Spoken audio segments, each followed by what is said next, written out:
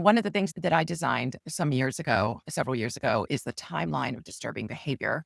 And what I like about this, when we use this with our parents, is that's our powerhouse template. That thing makes such a huge difference. It's amazing because nobody wants to see, nobody wants to hear the hearsay, but this is where a lot of truth lies, right? For people's cases. And so we have found a way to present this to guardians ad litem, and whatever the guardian ad litem is in your location, whether that's an OCL, an AFC, a friend of the court, whatever it might be, and forensic evaluators, that this is a template that we do like for people to map out the pieces that they think are most important that they don't have evidence of, and to get in there and use that. And so what we're doing with that for people who don't have that template or don't have access to that template, what we are saying is you're going to want to take the pieces of disturbing behavior, because we know that if you call it abuse, that suddenly your case goes sideways and you're the problem because you've used the A word. They don't like to hear the truth. So if Yep. you're getting those kind of court professionals who don't want you to speak as truthfully, which unfortunately is, you should just Right. assume that's just to be on the safe side and just assume that's going to be it. Then what you're doing is you're describing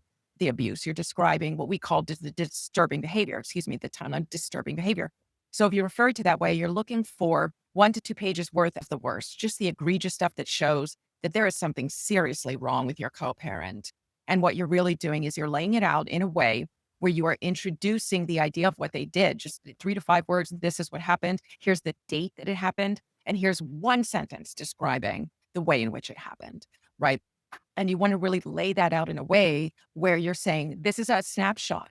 Really, what we're creating with a timeline of disturbing behavior is a snapshot of hearsay, really. But you've got these dates attached, you've got other stuff attached, and that's what makes it more digestible, as it were, for the court professionals. But then when you're answering questions with these guardians ad litem, with the evaluators, and in court, on the stand, whatever it might be, telling your story, select the stuff to say that you have evidence for, so that most of what you're saying is supported by that evidence. What that does, that lends more credibility to the hearsay piece.